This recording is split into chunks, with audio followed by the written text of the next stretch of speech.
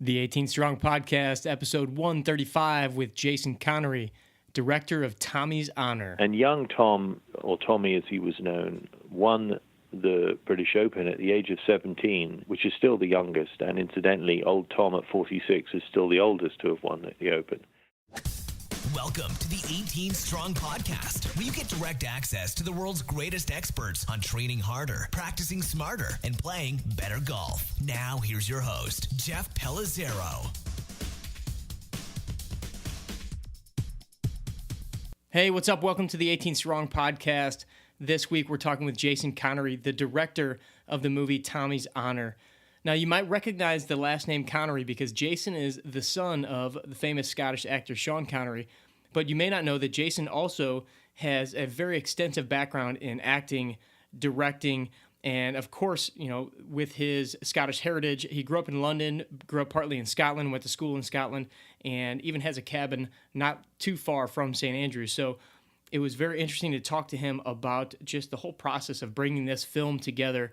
If you're not familiar with it, that means you haven't watched the Golf Channel in a while, because they've been showing the promotions of Tommy's Honor, the movie, which is coming to the big screen in just a week or so. And it's basically the story, the tale of old Tom Morris and young Tommy Morris, who pretty much are some of the founding fathers of the game of golf.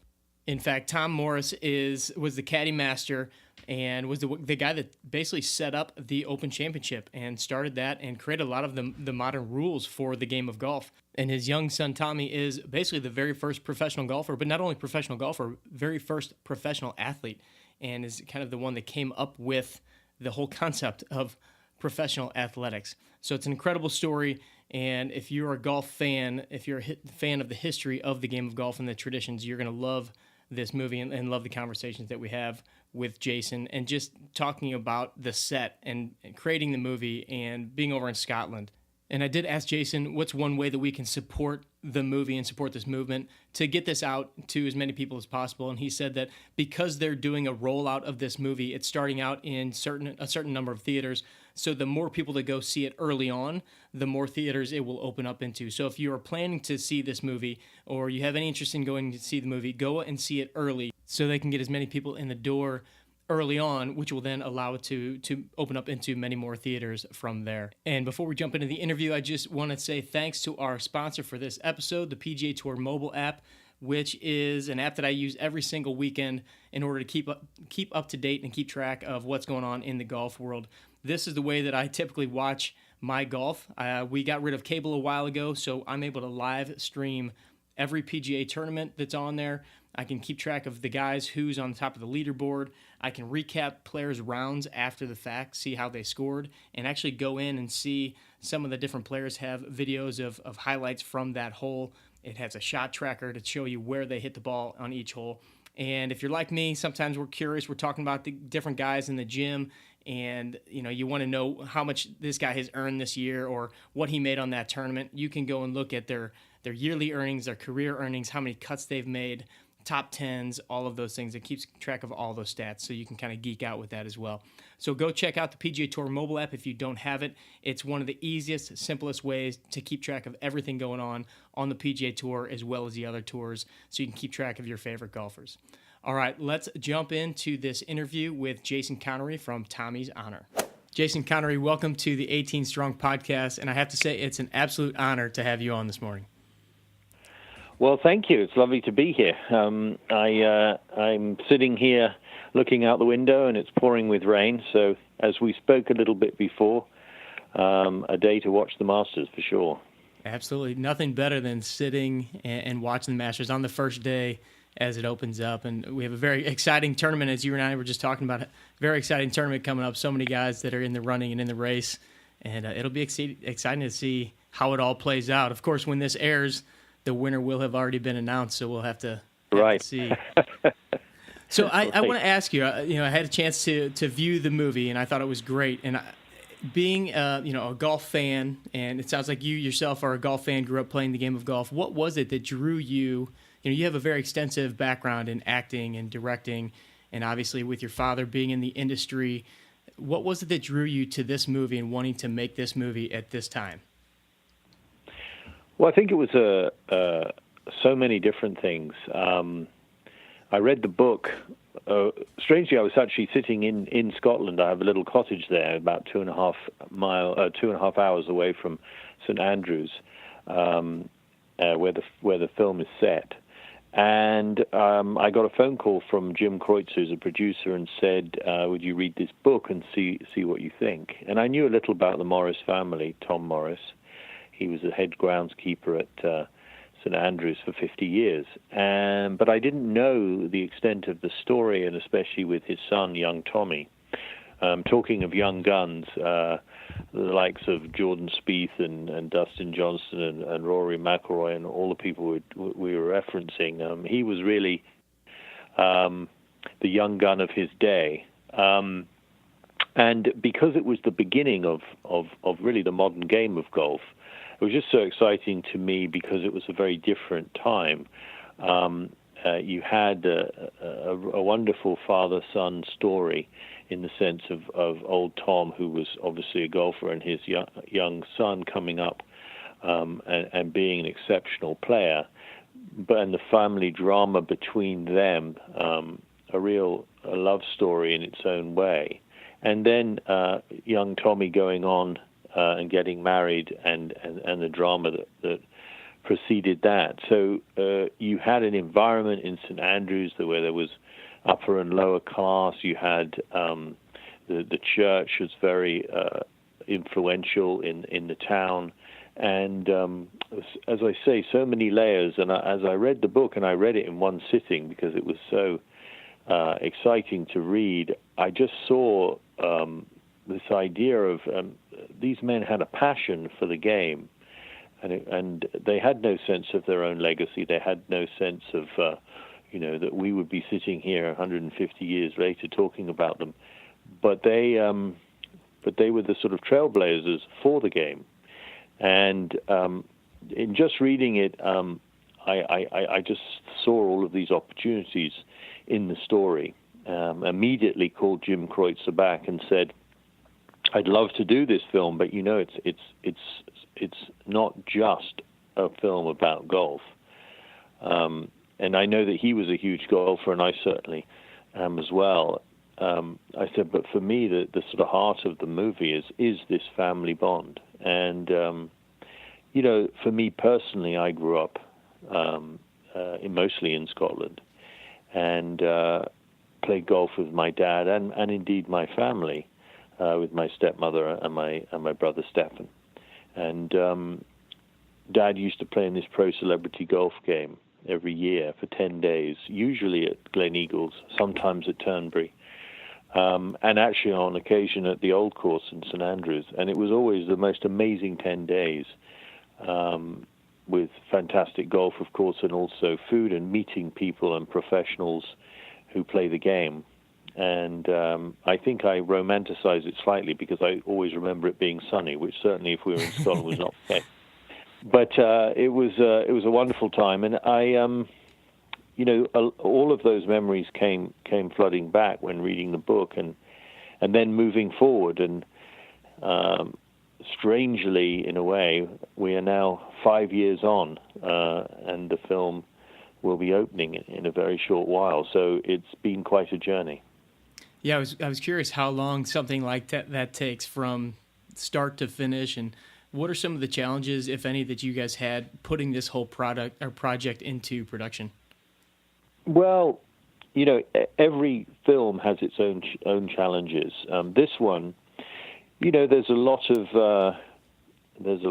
Well, if I start at the beginning, once the book is read, I start to talk to the writers, and we put together a treatment, then a script. Then we work on the script and hone the script. And when we feel as though the script is in a good place, we send it out to potential investors, and also we start looking at cast. And this film, and all films are different, this film was difficult in the sense that a lot of people are like, well, you need a huge star, and, golfing movies, even though this one has different elements, have not done well in the market often. And so it was a real challenge to get people to invest. And I traveled all around America, talking to people, and I came across a guy called Keith Bank, and he was a venture capitalist, or is a venture capitalist, and he didn't want to get involved in the film industry because he'd had a bad experience 27 years previously, but he fell in love with the script, he loves the game, and he also loved the heart of the script with the family. And he's very, very good at getting people to invest in his products. And we found someone called Ken Whitney who put up $3 million in an escrow account, which means nobody can touch it until all parties agree. But he said basically, if you could find funds to matching funds to that, then I'll release the money. And so eventually we did. And then the cast, Peter Mullen, who I'd worked with before I called him, and he read the script and he said, if you want me, I'm in. And we negotiated, and then Jack Loudon and Sam Neill and Ophelia Loverbond and Therese Bradley, and basically the cast grew. But if it hadn't have been for, Jim, of course, for initiating everything, but really Keith and Ken putting that money together, the film would never have been made. And as I say, there's a whole load of logistical elements that come with making a period movie, and also a period movie on golf courses that the manicuring was done by sheep. So it was a little different to the courses now, which became very apparent when we went to the R&A and the old course, which is in beautiful condition, but we couldn't use for our film. So we spoke to the R&A, and we managed to get architectural drawings, the original architectural drawings of the building, of the Royal and Ancient. And we built half of the building, and we digitally made the other half, and also Links Road was digital. And we found a field in the middle of Fife, well, not in the middle, actually, on the coast, obviously. And it was full of cows, and we managed to get the cows off, and it was called Balcarras Estate, which we found out had actually been put aside as a third golf course in a trio of links courses of Turnberry, what was the other one? It was the third of the course. Glen Eagles. So it was Turnberry, Glen Eagles, and Balcarras, and they never developed it. So we had this wonderful aspect that looked very much like St Andrews back in the day, and we built, as I say, the R&A, the teeing off area, the 18th green, and we dug Swilcan Burn with the bridge, and we recreated it there. And then on the courses, I would get them to not. We're very lucky that they agreed not to cut the grass for 3 weeks, and then I would use the fairway as the green and the rough as the fairway, and in that way we were able to give the aspect that I think was right for the time, which was certainly less manicured than now. And Musselburgh, which is where Willie Park and Mungo Park had their course, which does have a race course round it, we decided to actually use the real course, and the bunker that they fight in, which was a famous fight where they went and had a whiskey while the fight was going on, waiting for it to calm down. We actually shot in that bunker and where that fight took place. Wow. And actually, the pub now is still there. It's called Mrs. Foreman's. And they modernized it, and it's right next to a road, so we couldn't shoot there. But basically, we were right in the real place, which was very exciting to do it there, because it felt as though we were really back in the day. I was curious how you made it look so real, and how much of that was, possibly computerized, or how much of it was actually, on the property. What was it like weather-wise shooting? Because obviously Scotland's known for some different weather. Did you guys have trouble getting it in a certain period of time, and how long did the filming process actually take?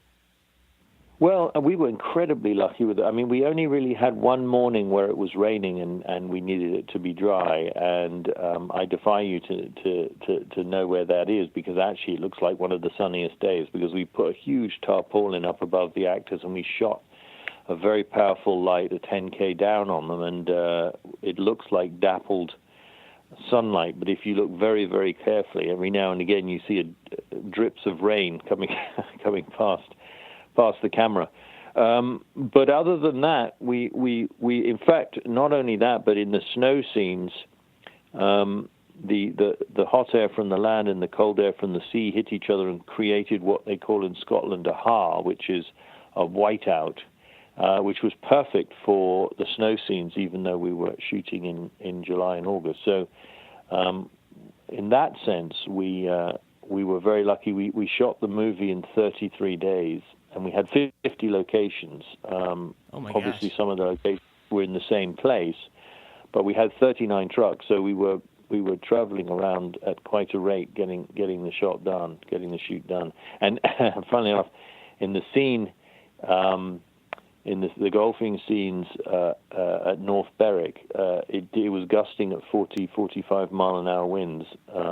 But actually, I think it really enhances the whole look of the film, because the elements, of course, are a big part of playing golf. So I love the fact that it was. I mean, I did spend quite a long time running down the fairway chasing beards that had come off people's faces, and hats and umbrellas and various things. But it was great. It was great. Well, I have to say that I didn't know much about the story of Old Tom or Young Tommy, and I think that a lot of people that are listening, all golf fans here that listen to the show, obviously, so they're going to be very intrigued with the story, especially if they haven't heard it. Can you give us a little more detail and insight into, what these guys meant to the game as it is today, but also just, who they were as people and what Old Tom really established? I mean, he basically set up the rules for the way that we play golf, and then Young Tommy came and kind of, bucked those rules a little bit and made his own changes to some degree.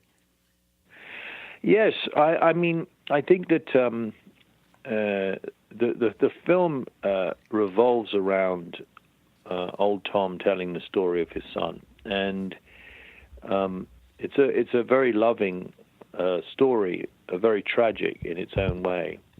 I won't go into the detail about the tragedy, because I think I'd love people to see the film.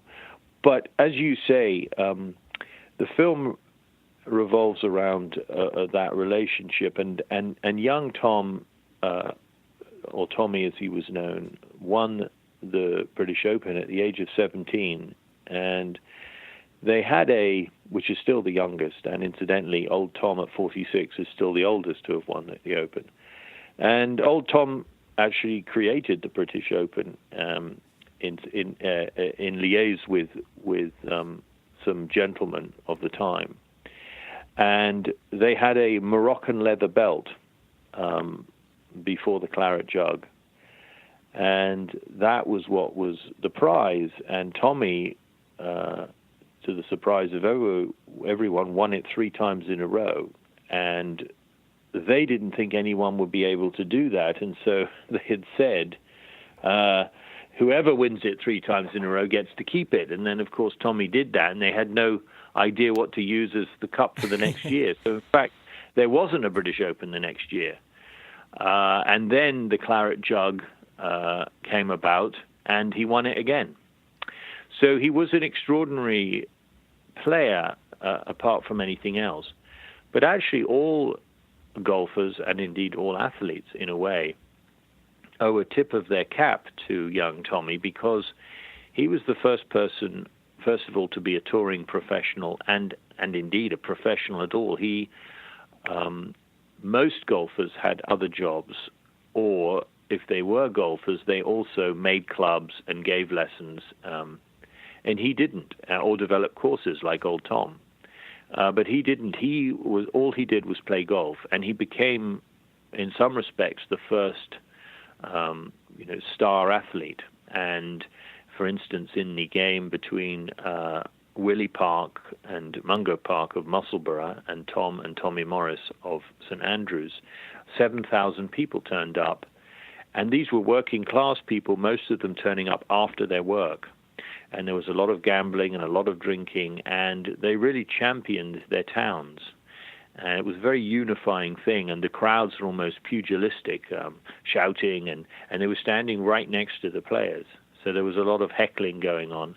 And it really had a huge energy behind it. And I think Tommy recognized that these people were coming to see him, because professional golfers at that time, the games were put together by the gentlemen, and the money was quite, for the time certainly the money was quite high, but the professionals playing never saw any of that money. They saw like £5 or whatever the gentleman decided to give them.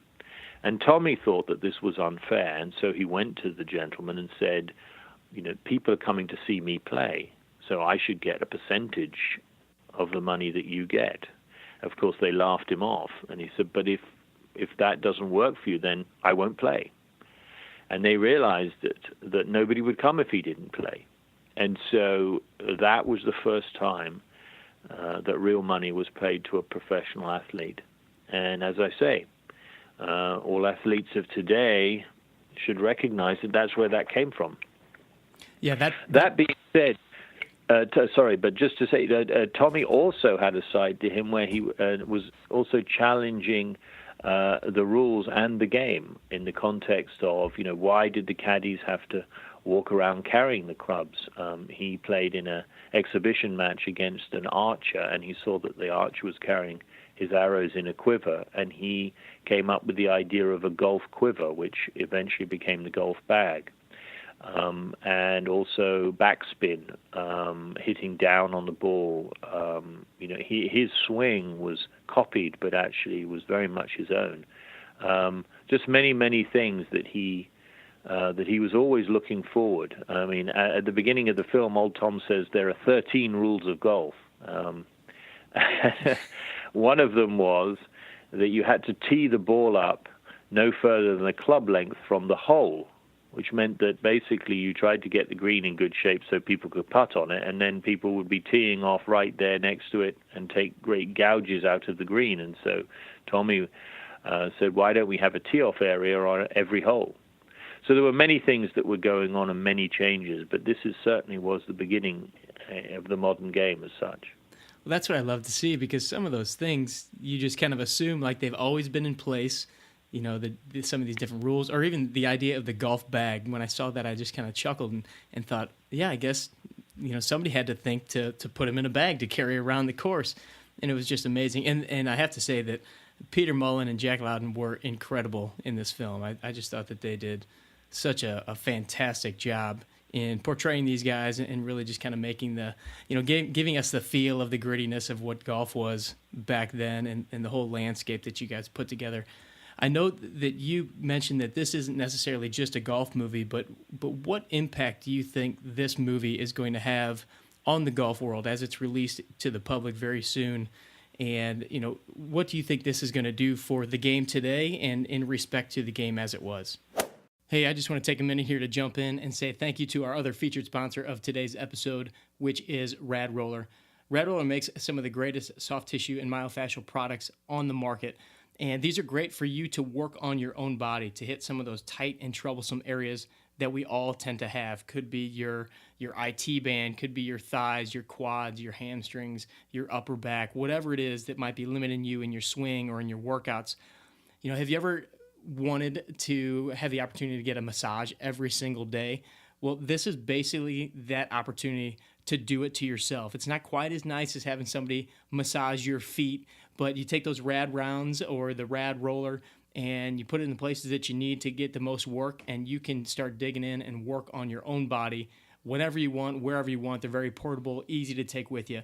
It's so important to break up some of these tight areas and loosen up some of the muscles and get into some of the fascia and get rid of that tightness so you can swing freely the next time you go out to the course, or you can move better when you're in the gym so you can execute that extra rep even a little bit better. So if you haven't checked out the Rad Roller products, go to radroller.com and look all around. Look at the different products they have. They have a lot of educational stuff on there to teach you how to use the products. They've even got educational platforms to certify you as an instructor or you as just a person using the products in order to teach you how to do it properly. So go to radroller.com, look around, and when you're ready to buy some of their products, use the code 18STRONG, and you'll get a sweet discount. All right, let's get back to Jason. Well, I think that I actually, something that happened, I think, spoke volumes for me about the man as a person, but also as in the respect that people have for the game. We did a making of film that's about half an hour long. It's shown on NBC, and it's been in the Golf Channel. It's called Far and Sure, because Tom, before he played, would always look at his son and say far and sure, as far as the ball going far and hitting it in a straight line. Hopefully that's what he meant. And during the making of it, we thought it would be interesting to take a modern era professional, put him in the clothes of the day, and give him the clubs of the day and also the gutter percher ball. And we approached Jordan Spieth, and he very, very kindly, with his dad, said he would absolutely like to try that.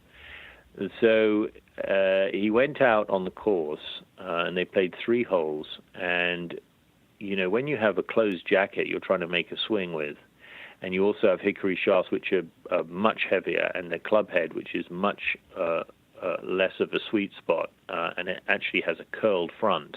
So if you don't hit it exactly on the sweet spot, the ball either goes shooting off to the left or shooting off to the right. And he hit some shots initially that were not good at all.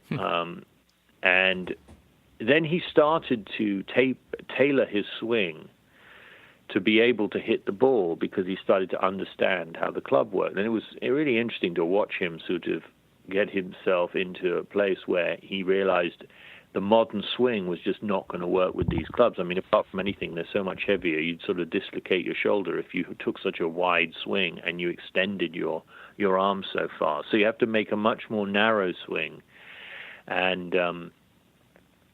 And so he started to do that, and he started to hit the ball well, and then he got into it. And it's a very sweet piece. And right at the end, he said something, which is what I was referring to earlier. And he said, you know, having worn these costumes and played with these clubs, I have just that little bit more respect for these guys and what they were able to do.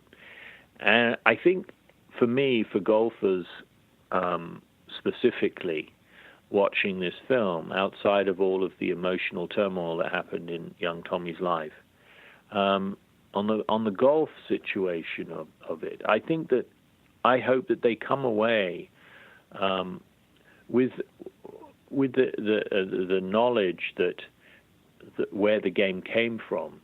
You know, I've seen films about a number of golfers, Bobby Jones, and we met, and a lot of golfers that came once the game had been more established and there was some history to it. But when you go right back to Tom and Tommy, it really is the beginning, and their passion is the thing I feel that created the fact that there are 70, 80 million golfers today. You know, you mentioned the making of, and I got to see that, and I saw Jordan and his dad out there, and that was really kind of cool to see them out there dressed up in the garb and hitting the balls. And I know you mentioned that you and your dad played a lot of golf growing up. Do you have any special memories with your dad out on the course? I'd like to hear about that. And then also I heard, or maybe I read, that you even got some input from him regarding filming this movie. What were some of the suggestions that he gave you, just kind of in the midst of, your history golfing with him, the love of the game, and obviously his background in acting? Yeah,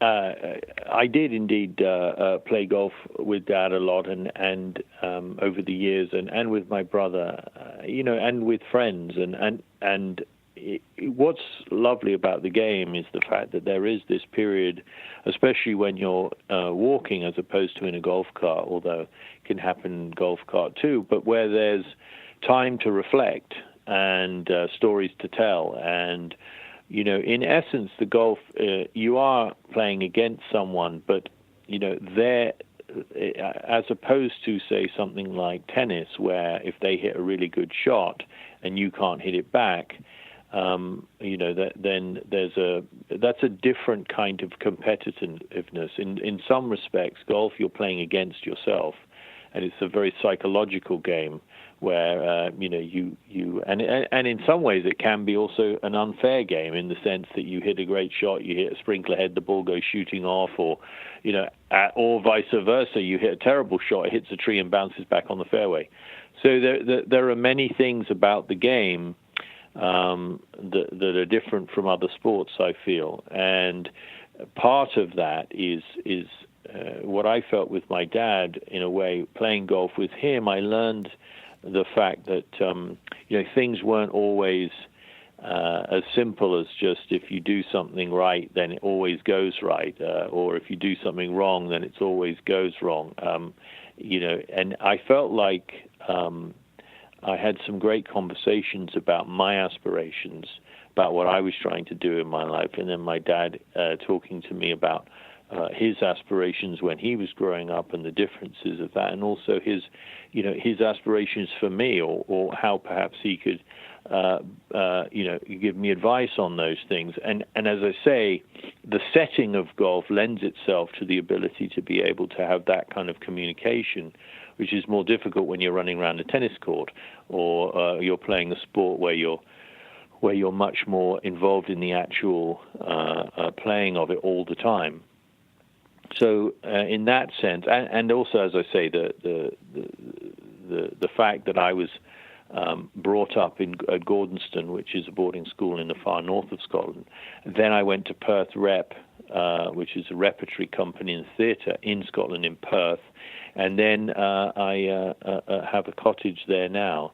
And so to be sitting in Scotland making a film surrounded by mostly Scottish people was, for me, I felt very much at home, and I felt very confident in the feeling of how people in that part of the world behave, even if it was in 1866 when the film was initially set. As far as my father's involvement in the story, my father had done a documentary about St Andrews, and he's been involved in a book about it, and so he had a lot of knowledge. And so talking to him about the script, as an actor, his perspective is a little bit different from me when I'm directing, because his perspective is from a singular part, playing a part, whereas I'm looking at the story as a whole. But when he read the script, what was helpful was to talk to him about the specific roles of, as you say, beautifully played by Peter Mullen as Old Tom and Jack Loudon as Tommy, and his take on some of the relationship elements.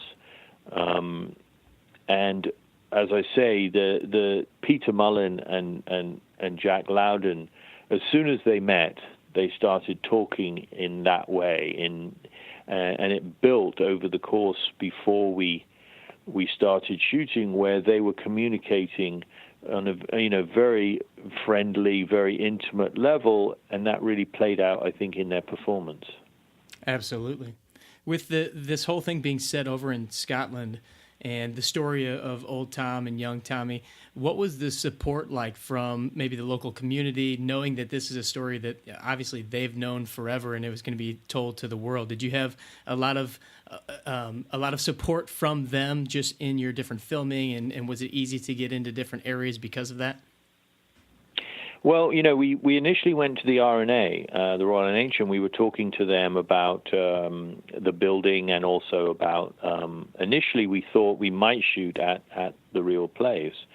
And then it became very apparent you've got cars, and also the building is much bigger. We would have to have digitally removed parts of the building, and logistically it just didn't make any sense once we looked at all of the cons as against the pros.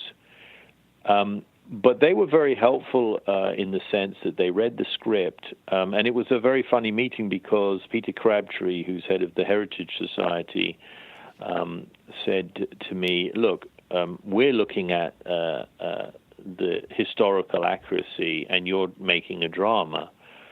And we're never going to meet in that because there are a number of things in here that dramatically work very, very well, but we couldn't say whether they were historically accurate or not because nobody was there to have to verify.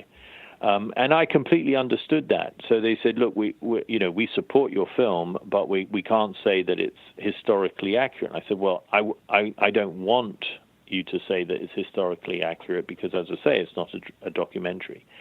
Since that time, which has been wonderful, they've become incredibly excited about the movie coming out. It's coming out just after the British Open in England. And so they want to have a showing for all their members, and they've come on board and have been very supportive, as I say. As far as the community is concerned, it was, I have to say, and I said this, that we opened the Edinburgh Film Festival, and there was a showing for the public of the film, and there was also a showing for invited guests, and I introduced both of them. And when I introduced the one to the public, I said, look, I just want to say thank you so much to all the people, the extras who came, when it was windy and raining and gave of themselves so wonderfully in the shouting and the cheering and being the crowd so involved and the scuffles that were breaking out. And every morning I would walk down and talk to all the extras and tell them what was going to be happening. And they all got excited and they all were very involved. And when I said that, half the audience stood up and I realized that they'd all come to see the film. And that was a wonderful feeling. And I do feel that the local community really did embrace us. And we had people turning up with, old original Tom Morris golf clubs and little stories of how their great-grandfather or something told them that he'd been there the day that, the fight broke out or whatever. And it was wonderful. Wherever we shot, we had that happening. And I did feel, in fact, there's a town that we shot in called Peebles, and when we shot there, we created a whole shop front. I found a shop called Veitch's, which is a tailor's, and it gone out of business. And I said, look, this would be perfect for our scene where Tommy and Meg are walking, and so we shot there, and the whole town came out to watch. And then they petitioned to actually keep the storefront as we made it. Wow. And there were posters in all of the shops saying, welcome Tommy's Honor, and we love you, Peter Mullen, and all this stuff. And in fact, what happened was Costa Coffee, which is a bit like Starbucks, hopefully I can say those without it sounding like I'm promoting them, but they actually did up the storefront, and it's now open as a coffee shop. So it was a wonderful thing to have that kind of impact on the community. Very cool. I'm sure you heard so many great stories and so many different people coming up to you guys with those stories. Let me ask you this: how's your golf game these days? Do you get to play a lot? Well, I've just moved to upstate New York. Well, I say upstate; it's about 40 miles north of Manhattan, and the weather hasn't been particularly good. So in the context of quite a lot of snow and pretty freezing weather, and all the courses are still closed at the moment, although they may just be opening soon. I think they probably opened at the end of March, hopefully. So I might get out on Sunday because my brother's coming up, which will be lovely. So I haven't really been playing that much, although I went down to Florida and played at Lake Nona about 3 weeks ago, doing some promotion for the film, actually. I went to the golf club and talked to the members there. We had a great time, and they were very, very nice. And it was great to get out. I didn't play very well, but I had a lovely time, and it was lovely to be in the sun. So the golf game at the moment, I'm playing off 12, which, is sort of mid-range, I guess. Yeah. I hear Lake Nona is a beautiful place. I have a couple friends that one that works down there, Mitch Sadowski, and quite a few other folks that I know have played, and they just tell me spectacular things. So I'm sure it was. It is, yeah. It's lovely. It was great. Lovely. All right, Jason, as we wrap up, I have a couple questions that I like to ask every guest that comes on the show, and I'm very curious to hear your answer to the first one, being that you have the background in directing and acting. 2 cinematic specialties in golf, Caddyshack and Happy Gilmore. Which one's your favorite? Caddyshack. Excellent. Okay. I just growing up, I must have seen that film, hundreds of times. And Happy Gilmore, for some reason, was much less on my radar. Really? Yeah. It's been a toss-up on the show as far as who likes what, but I was very curious to hear your answer there.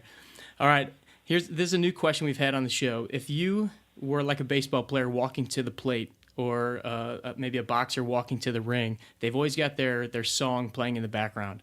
What would your song be walking up to the first tee if golf was like a baseball game or a boxing match? To tell you the truth, I would probably not have any music playing, because I'm one of those people where I like to go sort of into my thoughts, and I don't the whole music thing. I'm always, when I'm watching, if I watch boxing or something like that, and they have this unbelievably raucous music playing, I know it gets the crowd going, but I'm thinking, for me, I would be my mind would be all over the place. I have no idea. So more of a quiet entrance than having any kind of a theme music. All right, I get it. I get that. Yeah. All right, if you could play 18 holes of golf with anyone in the world, past, present, or future, who would it be, and where would you play? Well, if I could play golf with anyone, past, present, or future, I think I would play at the old course in St Andrews with old Tom and young Tommy Morris. And I might even invite Willie Park to make up the foursome. Keep things interesting. Yeah, I think it would be an amazing, especially now. The film, in a way, the journey of the film had a profound effect for me. Just thinking about all of the elements that these 2 men went through, and to have the ability to actually walk for 18 holes and talk to them about their lives would be a wonderful thing, having made the film. I can only imagine that would be a pretty special day out there on the course. Yeah. All right, Jason, I just want to say thank you so much for taking the time today to talk, and first for putting together the movie and this entire project. And I really do think that it's a very special project for the game of golf, especially where we are today. We've got so many exciting players, but to know the history of where all of that came from, and really where the game of professional golf came from. So I just want to say thank you for that. And how can we here at 18 Strong, aside from going out and seeing the movie, what are other ways that we can support the film and support your efforts? Well, I think by what you're doing, which is wonderful for sure, that is really, and for me, we've been traveling around various golf clubs talking to the members, and I think that's been a wonderful thing to have the opportunity to do and hear everybody's stories. Even yesterday, I went to a showing of the Westchester Film Club, and lovely people, all with different ways that they saw the film. There were golfers there were non-golfers there, and what was lovely, and there were many women there, and women who were moved by the story, and said, we're not golfers, but we really love to see how the game started. And I think that might have the ability for people who are not golfers to come to the game. I think it's a good way to come to the game. Say, well, this is how it started. This is what the game is, and go from there. And a number of non-golfers have said to me, "Wow, I was really interested by that, and it's made me want to be more interested by the game." And I think anything that makes the game available to people is a good thing. And I hope the film is a gateway to that. And when is the official opening day for the movie here in the States and elsewhere? It is here in all of the States. It's the 14th of April, so Friday the 14th of April, yeah. Awesome. Well, I want to once again thank you for coming on the show, and we wish you the best of luck with the movie. I know that we'll be telling everybody about it and telling our friends to get out there and watch it. So thank you for being part of the 18 Strong podcast, and I'm sure we'll be in touch soon. All right. Thank you, matey. Thank you. Thanks for joining us on this week's episode of the 18 Strong podcast. And if you want any more information on Jason or the film Tommy's Honor, go to the show notes page on 18 Strong. Just go to 18strong.com/Jason-Connery, and you'll find all the information there, or look up episode number 135. And by all means, go out and get to the show and see this movie. I had a chance to pre-screen it, and it was phenomenal. It told me a story that I never knew about the game of golf and how a lot of this, the traditions and the rules all came about and how they were really kind of twisted and turned around from young Tommy Morris. So it's a great story, and it's a beautiful film. I think you'll really, really enjoy it. Also want to say thanks to our sponsors of the show, the PGA Tour mobile app. If you don't have that, go to the App Store, and you can get it on an Android, iPhone, iPad. It's a great way to get all of your information for the PGA Tour. And don't forget to check out Rad Roller at radroller.com and use the code 18STRONG when you're ready to get yourself some of the greatest myofascial release tools out on the market. All right, I want to say thank you for joining us one more time. If you're not a part of our Facebook group, go over to Facebook and look up the 18 Strong Movement. We'd love to have you in the conversation over there, where we are just creating a platform and a community for you, the golfer, and the fitness professional and the medical professional, all to collaborate in one place. Consider it like a big cocktail party on the 18th green that you can join in and join the conversation and have some fun. So look forward to seeing you over there. Otherwise, we'll catch up with you next week. Train hard, practice smart, play better golf. Thanks for listening to the 18 Strong podcast at www.18strong.com. And remember, train hard, practice smart, and play better golf.